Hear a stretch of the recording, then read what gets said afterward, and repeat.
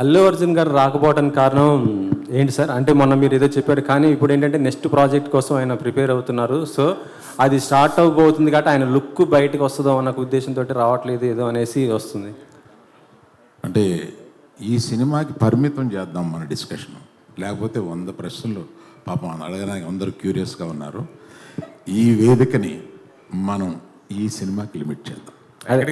అడుగుతుంది అరవింద్ గారిని ఎక్కడ ఎలాగ సరే చందు గారు, ఇప్పుడు ఏపీలో టికెట్ రేట్స్ పెంచారు, ఏపీలో టికెట్ రేట్స్ పెంచుకున్నారు, కానీ తెలంగాణ పెంచలేదు. అంటే అడగలేదా ఏంటి ప్రభుత్వాన్ని? అడగలేదండి. అంటే ఏంటి సార్? అంటే ఎందుకు సార్? అంటే పెంచితే 2 చోట్ల అడగాలి కదా. ఇక్కడ ఆల్రెడీ పెరుగున్నాయండి, ఇక్కడ ఆల్రెడీ పెరుగున్నాయి. 295, 395. ఇక్కడ దాన్ని ఇంకా ఏం పెంచమంటామండి సార్? మరి బెనిఫిట్స్ ఇక్కడ పెరుగున్నాయండి, అక్కడ బాగా తక్కువ ఉన్నాయండి టికెట్స్. మేము పెంచమని రిక్వెస్ట్ చేసిన కూడా 50 రూపాయలే. మిగతా సినిమాలు లేగా ఇలా పెంచమని కాదు, జస్ట్ 50 రూపాయలు. బాబు ఇది కొంచెం రండి రాయండి, స్పెసిఫిక్ ప్లేసెస్లో 50 రూపాయలు మాత్రమే పెంచాము. అది కూడా ఆ ఫస్ట్ వీక్ మాత్రమే పెంచాం, అంతే. సార్ బెనిఫిట్ షోస్ ఏమైనా ఉంటున్నాయా? లేవండి, బెనిఫిట్ షోస్ లేదు. అంత బెనిఫిట్ వద్దు.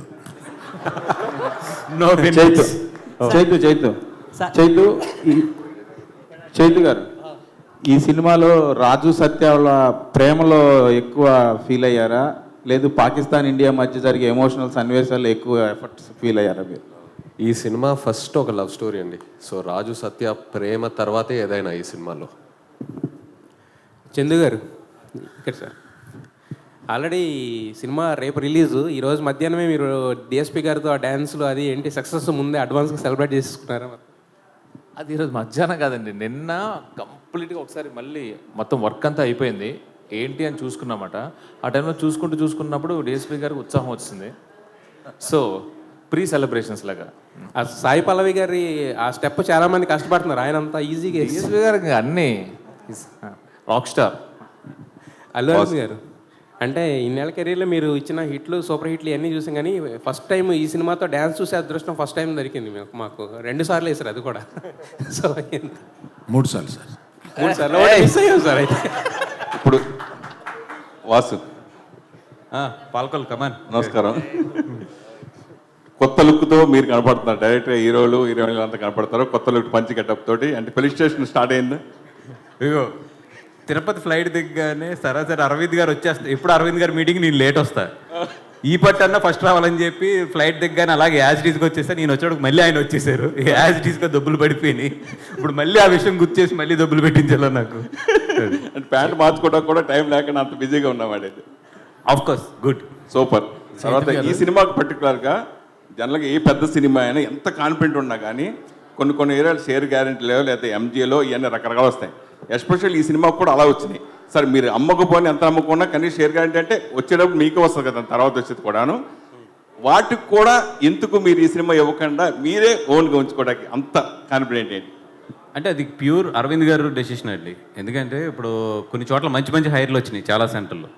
బట్ ఆయన ఏంటంటే ఇది మన సినిమా, మన కాన్ఫిడెంట్, మనమే రిలీజ్ చేద్దాం, దీని మీద ఏది వచ్చినా కూడా that is my responsibility, I don't want to put this responsibility on other heads అనేది ఆయన చాలా క్లియర్గా ఉన్నాడు. I respect his decision. అందుకనే ఎక్కడ ఏ హైర్లు వచ్చినా ఏది వచ్చినా కూడా వద్దని చెప్పాము. అరవింద్ గారు సార్, జనరల్గా కొన్ని సంవత్సరాల క్రితమే బాహుబలి సినిమాతో రికార్డ్ బడ్జెట్ పెట్టిన ఏకైక సంస్థ గీతాడ్ సంస్థ. మగధీర సినిమాని 45 కోట్లతోటి పెట్టి తీసింది. సో అప్పుడే మీరు కూడా స్టేట్మెంట్ ఇచ్చారు, అమ్మో నేను ఇండస్ట్రీ పాడు చేస్తున్నానేమో, ఎక్కువ పెట్టి తీసేసానని బాధపడ్డారు. కానీ దాన్ని బేస్ చేసుకుని మీ ధైర్యాన్ని పెట్టి తర్వాత బాహుబలి తర్వాత వరుసగా ఎన్నో కోట్లు వచ్చినాయి. ఎస్పెషల్లీ నాగ చైతన్యం ఉండొచ్చు, సాయి పల్లవి ఉండొచ్చు, ఈ కాంబినేషన్ మీద 100 కోట్ల క్లబ్లోకి వాళ్ళు చేర్చారు, 100 కోట్లు రిస్క్ చేశారు మీరు. దాని గురించి ఏం చెప్తారు? క్వశ్చన్ ఏంటి దీంట్లో? Please make it a question. Magadheera cinema 45 కోట్లు అప్పట్లోనే తీశారు సార్. ఇప్పుడు అవి మించి 200 కోట్లు, 300 కోట్లు, 400 కోట్లు. ద్రవ్యోత్పన్నం అంటే మన ఏమంటారు, ఇన్ఫ్లేషన్.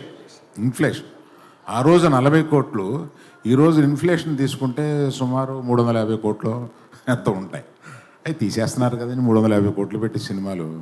అందువల్ల ఆ రోజు నేను ధైర్యం చేశాను, ఇవాళ అందరూ ధైర్యం చేస్తున్నారు. ఇది దిస్ హ్యాస్ బికమ్ ది నామ్. ఇప్పుడు ఇవాళ తెలుగోడు సినిమా అన్నా, తెలుగు నిర్మాతలన్నా కూడా టోటల్గా అందరూ అలా తల ఎత్తి చూస్తున్నారు. దీనివల్ల అటువంటి ఖర్చు పెట్టినా కూడా అటువంటి సినిమాలు తీయగలిగిన డైరెక్టర్లు, దాన్ని మొయ్యగలిగిన యాక్టర్లు తెలుగులో ఉన్నారు. ఇది తెలుగు వాళ్ళ విజయం. అందరూ దాన్ని అప్రిషియేట్ చేస్తున్నారు. నాగార్జున గారు. అరవింద్ గారు ఇక్కడ సార్. అరవింద్ గారు, రాజు వేసినట్టు సార్. సో ఈ మధ్య నా కలెక్షన్స్, ఫేక్ కలెక్షన్స్ అనేది బాగా డిస్కషన్ పాయింట్ అయింది సార్.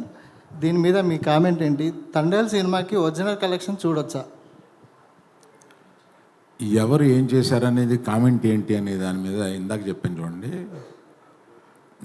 తండేలు విషయంలో మట్టుకు మేము కరెక్ట్గా వేస్తాము అంటే ఇంకొకటి వేయలేదు అని వస్తుంది. కరెక్ట్ కాదన్నమాట. అందుకని మీరు ఆ ట్రాప్లోకి నన్ను లాక్కండి. చైతన్య గారు